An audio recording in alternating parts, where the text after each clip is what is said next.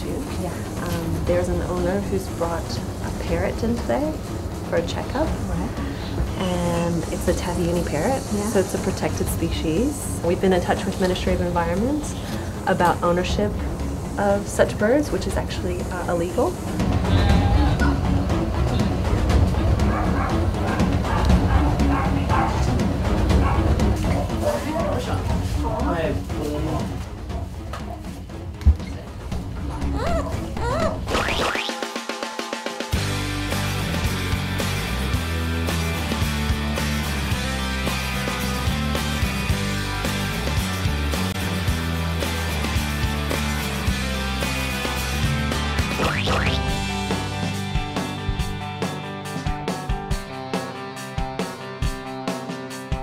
So our visit to Animals Fiji just took a life of its own the moment we got there. First, there was a blind puppy with a massive fish bone stuck in his throat. And then the illegal parrot situation where a family brought in their pet parrot for a checkup and were told that it was illegal to keep a protected species as a pet. Then there was a dog that got something similar to what was a human mastectomy, I think. And then there were dogs and cats recovering in the hospital, and then we also learned some cool things about dog behavior. So it was a crazy day to say the least, but you know, we went with it and it became like a reality animal ER show. So for the next few episodes, we will be focused on Animals Fiji and the kinds of situations they face on the daily. First up is case 1 with Buddy the blind pup and a sharp fish bone.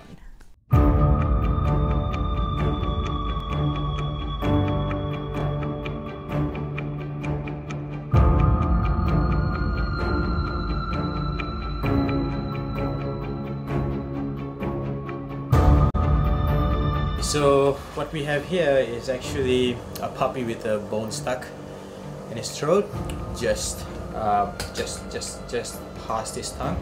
So what has happened is this gentleman here has brought in his puppy, and the puppy had not been eating since yesterday, and had been throwing up, and of course he was fed bones, which is a no-no for puppies. Right. So we usually advocate for not feeding bones, or especially like lamb bones, chicken bones, or even fish bones. And what I feel around his throat is something of a fish bone being stuck there. So what I gave him is a bit of a sedation, just to get him a bit drowsy so he doesn't bite my fingers off when I try to get that bone out. Now the first approach would be to get it out without anesthetizing him, meaning knocking him out completely. If I'm not successful with just sedation, then I'll have to go in for more of like a surgical intervention where I get him all drugged up, all knocked out, and then I remove that. So what's gonna happen now is, so the owner is just gonna help me restrain. And if you can see, there's blood on his tongue.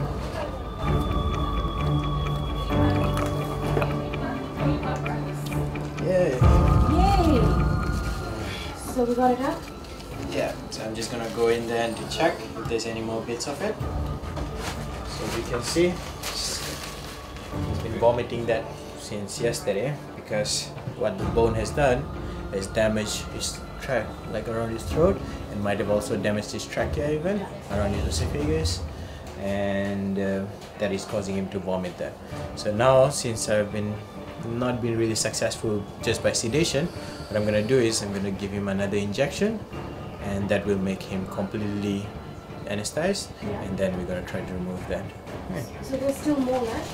Yeah, there's quite a big chunk of it in there. Yeah. Oh. Right. It's just over here. I can actually feel it. Yeah. Right. And this puppy, unfortunately, is blind as well. Yeah. So he was born like that. Yeah. So that has nothing to do with the bone stuff, but it's just some extra information we have on this puppy. Right. Alright, so we're here at Animals Fiji. You saw a little bit about what's been happening here with Buddy, with the bone stuck in his throat. Now I'm here with his owner Ali, who was actually kind enough to adopt Buddy, and Buddy is blind. So Ali, have you had a lot of problems with him being blind? And you know, how does he operate every day? Like, we made the chain fence around so Yeah. you don't go there. yeah, He goes with the smell. right. Plays with the smell. You don't go anywhere else. The surrounding smells. Yeah. You just move around there. Okay. So Very good dog, yeah. and he's safe. Like he Very safe. doesn't Yeah, very bump safe. into things. No. Okay. And so, with what happened with Buddy, how did you know that he had a bone in his throat? From morning he was like try to vomit, you know, Yeah. and can't, Yeah. and not eating from yesterday. Yeah. Then we thought Something's wrong. something is wrong. Okay. And how do you feel now, knowing that you're in good hands with Dr. Yeah. Ashutosh? Feel happy. Feel sad for Buddy. Yeah. Feel happy for the doctor.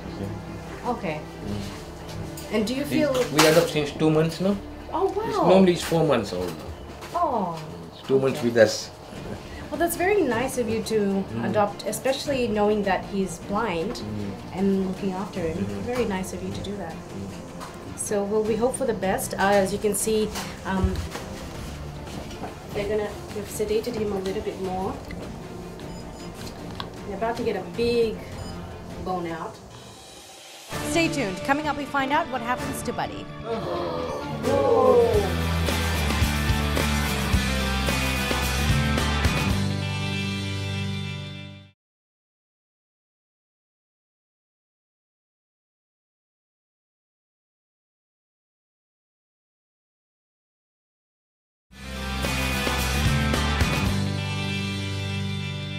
So before the break, we took a look at Buddy, the blind puppy with a fishbone stuck in his throat. But does Dr. Ashutosh manage to get it out? Let's find out.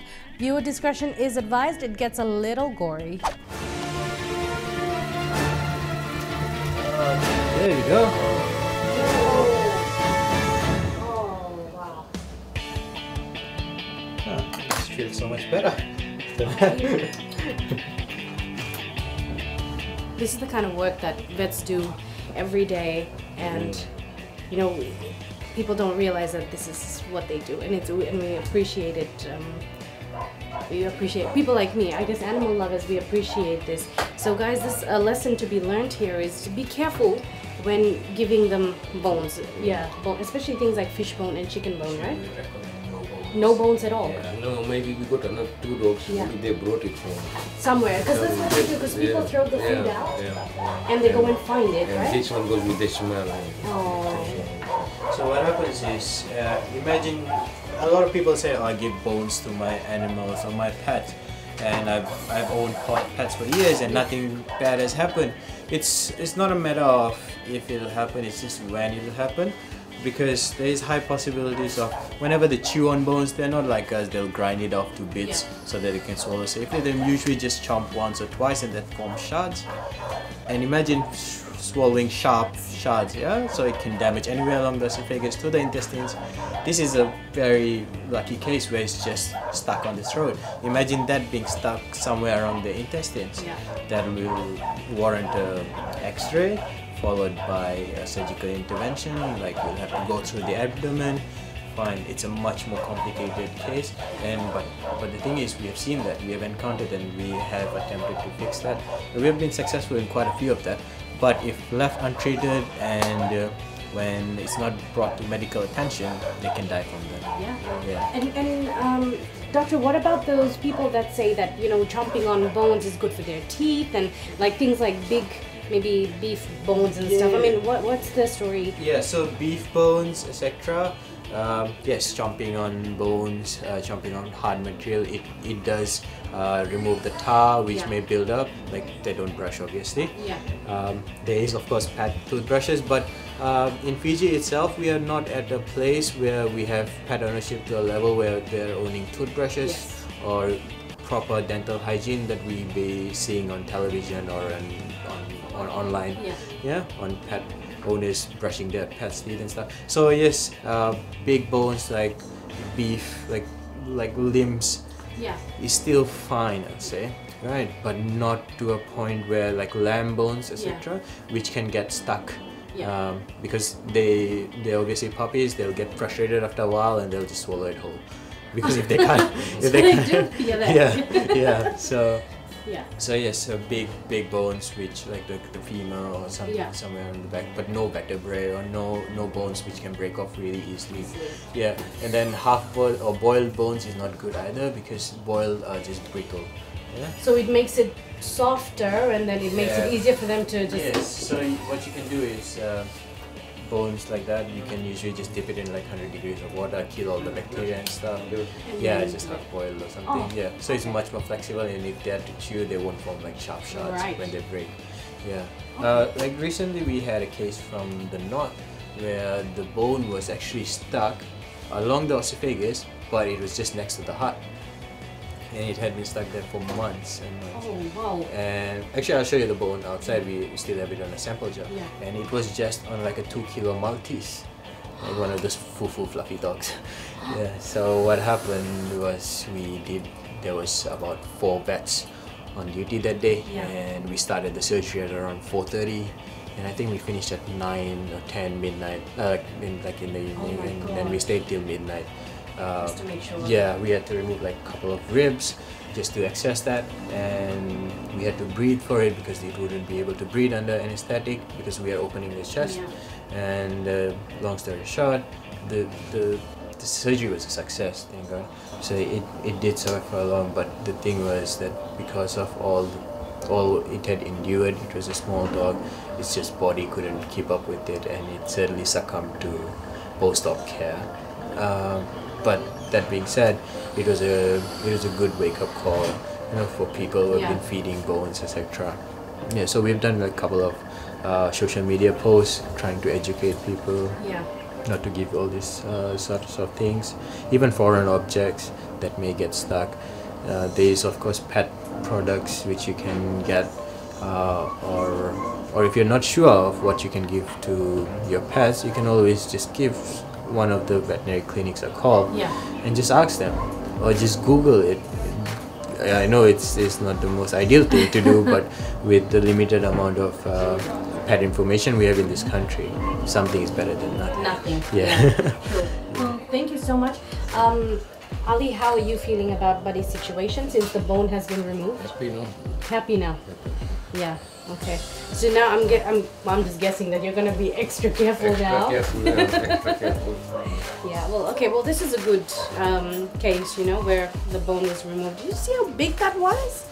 Oh my goodness. Yes. Can I hold it up just to? I'll let you hold it up with this. Okay. There you go.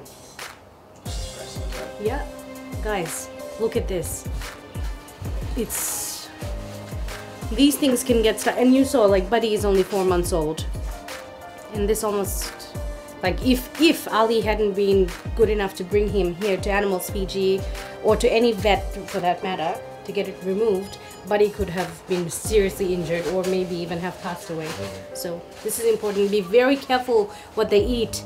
When you throw out rubbish, you know that dogs and cats can get into it, and if they'll get in there and they'll find it and they'll eat stuff that can poison them, or you know, they can. Yesterday I met a dog that actually had fish poisoning. So situations like that. But anyway, be careful. I'll admit that was slightly gory, but that's something people need to see how bad a situation like this can get. So avoid feeding your pets bones, especially if they're slightly on the younger side. I hope we all learned something here, you know, but to lighten the mood, let's continue with our chat with dog trainer Raneeta, who we met last week. Raneeta is a trustee of PASH and a professional dog trainer. Today she tells us how to introduce our dogs to new visitors. What I got taught was that if you're going to someone's house and they have a dog, don't be alone. Oh, right. So if I'm coming to your house and it's your dog, I want to be close to you so your dog understands that, hey, she's okay with this human, the dog's close by, and then it's no longer a threat. But if I'm kind of removed, standing alone, you're there and your dog's there, all of a sudden they're trying to like protect you from this random human that's walked in. So you want to like always ensure you're okay with the person and they're close to you. So you're introducing this person to like your pack. Yeah, the whole pack mentality. You're not just walking in alone. Right. So I think that's one of the key things. Yeah. Yeah. And then just Also, don't go straight for the head when you're petting a dog. Right.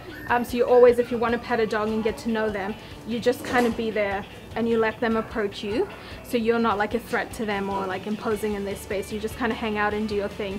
And slowly like they'll gain confidence and come around and sniff you. And if you do want to pet them, always like pet this side. Like Right. just behind the rib cage, not for the head and stuff, because that's Right. all Okay. the sensitive areas. So one thing I learned, but I don't know, it works for me. I don't go in straight. So people sometimes just dive in straight with their palm, Yeah. and go straight for the head, and then the dog just like sort of reaches up and grabs it. So I let them sniff my Yeah. what is this? The back of my hand. Yes.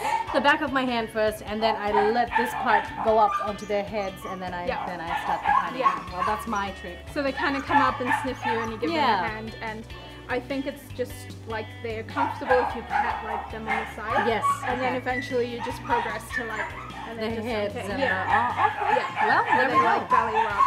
And you'll see the signs, right? So if a dog's they'll always give you a warning. Yeah. So my dog trainer who I did my training with told me that they'll always so they'll growl and they'll bare their teeth. Yeah. And you'll see like the hair on the withers stand up, so the hair on the back of them will like stand up. Wow. So kind of like a cat when they Yeah. go into defense mode, Yeah. their hair stands up. So with a dog, the same thing will happen. Their hair will stand up, and you know they mean business. But what will happen is they will, if they're barking at you, it's when they go silent and they lick their lips. So that's when they're like gonna go in for the bite. Oh my God. Which no one really tells you, right? It's so the barking, so unless, because you don't know the dog, right? So you don't know what kind of bark Yeah. they're giving off, whether it's like friendly or playful or aggressive, but it's when they bare their teeth and they go silent and lick their lips, and that's probably when they're gonna go in for the They're bite. licking their lips. So the rest of it is just like a warning to back off, back off. Right. So they give you lots of warnings for you to back Before off, and they when attack. you don't back off, that's when they kind of go in for the bite. There we go. Wow, I didn't know that. So that wouldn't usually happen like with your pets and No, stuff, but yeah. it's like a lot of, because a lot of the dogs are really not stray dogs, are they? They belong to people. They're just not confined Yeah. to compounds. So they're just having all these interactions that. And they're picking up on behaviors. So I have a German Shepherd, and I really like working with her because she's very clever, and like I Yes. do a lot of training with her. But she lives indoors, and then she comes to work with me every day, so Yeah. she hangs out in the office. And she picked up the chasing cars habit. So anytime a car would pass, she'd chase We it. need to swap jobs. Number one, I want to bring my dog to work. Yeah. Never give up my job because I had to take my dog to work. Right? Come on, guys. We need more employers in Fiji who allow people to take their dogs to work. Which is They're doing that. It's great. Yeah, I hear they've been doing that overseas. Yep. It's helping moods and stuff. Yeah, I come from an HR background, and like I looked at all the overseas studies Yeah. on how they bring a calming effect to the Yeah. workplace, and my dog did that. So like if someone's in a bad mood, they'll just go cuddle her and like play with her, and like they're instantly in a good mood. So she does have like this really nice calming effect. Oh, So I encourage employers to let everyone bring their dogs to do work. it, guys. So yeah, with the car chasing. Yes, so it's, again, it comes back to trust. Yeah. So when we had all these issues, like, so my dog, which is why I have faith in like dog training, is she was a monster. So she grew, I had her from when she was 7 weeks old, and then all of a sudden she was too large. So when you have smaller dogs and they misbehave, you can kind of ignore it, or you can just scoop them up and they just kind of stop being naughty. Yeah.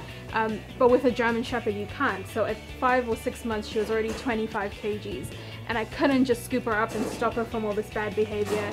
And then she got to a year old, and that's like 35 kgs of Yeah. like pure strength, like pulling you to like go after another dog or chase after a car. So then I had to address those behaviors, and that's how I got into dog training. And we went all the way back to building that foundation of trust. So we do like a lot of positive reinforcement, we ignore bad behaviors, we reward anything she does now has to be earned. So your dog shouldn't get anything for free. Like I know you love them and you want to cuddle them and pet them, but it should be earned. So you only do those things when they're being good. So if they're jumping all over you, you don't want to pet them, because then they'll think, oh, let's jump all over you so I get pet. So it's how you kind of behave and reinforce these things. Coming up next, how to book an appointment with Raneeta if you'd fancy a proper pooch, and the case of the illegal parrot.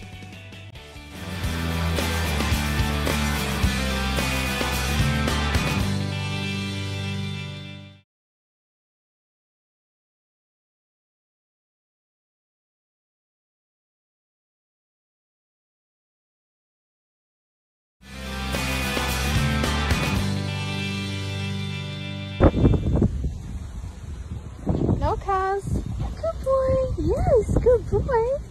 Let's go. Good boy. Very nice leash walking. Yes, good boy, let's go. If you go into the PASH Facebook page, you'll see some of Raneeta's work there. I think it's so awesome. Yeah, we're trying to post more. We have a foster program that we're writing right now. So Yeah. if someone wants to foster a dog, it will come with training. Yeah. And then they can foster a dog, train them, and then we rehome them. But also if you adopt a puppy, I give a free training session as well. And if you adopt an adult dog, then I give 2 to 3 training sessions. So then you can like come in and we do one-on-one sessions and I work with you. Wow. And you get like, you know, lots of training for your dog. It's fun. And then we'll introduce puppy classes. And I also do one-on-one sessions here. You can just book with me on social media or online. And we have like a lot of clients coming in now and they're really like excited because their dog's like sitting and not touching food until they say so, and like walking nicely when they go out for a walk or go to the park. So it's been like really positive. Wow. Well, okay, look, if anyone's watching right now and they need their dog to be a bit more obedient and to be trained in certain things, look, Raneeta is a dog trainer, professional dog trainer, and you can always get in contact with her. Like she said, get on the PASH Facebook page and you can book directly with her. And you know, you could have a transformed dog in just a few weeks, like you're saying, it can happen in 3 weeks. That's incredible. Okay, now I really want your dog. Like, I mean, that's just awesome. I love it. Well, thank you so much. Thank you. No, thank you. Keeping protected wildlife as pets is illegal. This family had to find out the hard way. Here's case 2 featuring the beautiful Taviuni parrot.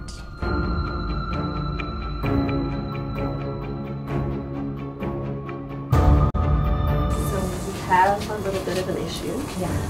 There's an owner who's brought a parrot in today for a checkup. It's a Taviuni parrot, so it's a protected species. So it's a Category 2, Appendix 2, according to CITES, which is like the international, I guess, rating of species throughout the world. So, and also according to, I've printed out, I'm going to talk to the owner, it's the Endangered and Protected Species Act. So I'm going to need to go into the consult room with the owner and with the veterinarian and speak to her. We've been in touch with Ministry of Environment about ownership of such birds, which is actually illegal. I'm assuming that the owner is quite English. She seems quite lovely. So we're just going to go in and I will ask if you guys can be a part so we can use it to educate the public and educate Fiji. Do you think she'll let us be in there to... I don't know, let's see. Okay. I hope she does. If not, towards the end, at least you guys can have a chat. Okay. And the plan, so we've spoken to Ministry of Environment, is to talk to the owner first, see if she'll willingly surrender it, for us to then take to somewhere like Kulo Eco Park. And if she doesn't? Then we may have to get the police involved, but I don't think it will come to that. We've had one other incident where we've had an owner surrender a parrot to us. Oh, and they willingly did it. Yeah, and so let's see what she says. All right. Okay. Okay. So you'll let us know if we can come in. Let and me help? just go chat to her first. Okay. And then I'll come and talk to you guys. All right. Okay. Okay. Cool. So we're just here at Animals Fiji filming for our episode, and Casey, who is the co-founder of Animals Fiji, she just came up to me and told me that they're having a situation at the moment. Someone came in with a parrot, and they found out that it's a Taviuni parrot. These things, you're not allowed to keep, you know, wildlife like that, like parrots and stuff. So Casey is gonna speak to the owner, and they're gonna decide what to do, like if it's allowed or if they're gonna have to ask the owner to surrender it. And she was telling me that they've had cases where people don't want to surrender because they've paid a lot of money to keep these illegal animals as pets. So let's see what happens. I'm not sure if this is going to be one of those situations. I think it gets a little bit nasty as well, where the police have to get involved. But like, you know, you don't have to be in those kind of situations if you don't buy those things like parrots and owls and snakes. I heard there was a music festival just recently and someone was walking around with a snake that they bought off some well-known person, and that's not allowed either. So let's see what happens. I'm gonna go just gonna check.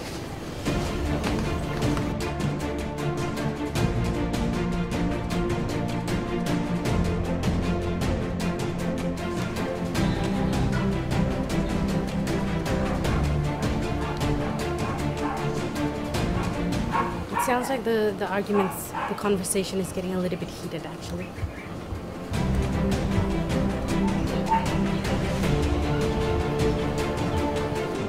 That didn't go very well. Okay, what happened? So the wife needed the permission of the husband.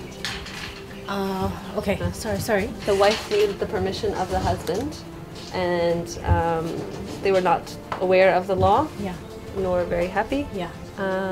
And we gave them the two options as per the direction of the Director of Ministry of Environment. Yeah. They surrender the bird, and then we relocate it to Kulo Eco Park for rehabilitation and hopefully re-release into the wild. Yeah. Or option two, we get the police involved and they remove the bird forcefully. Did they go with option A or B? Tune in next week to find out how the story unfolds and if we manage to save this beautiful bird.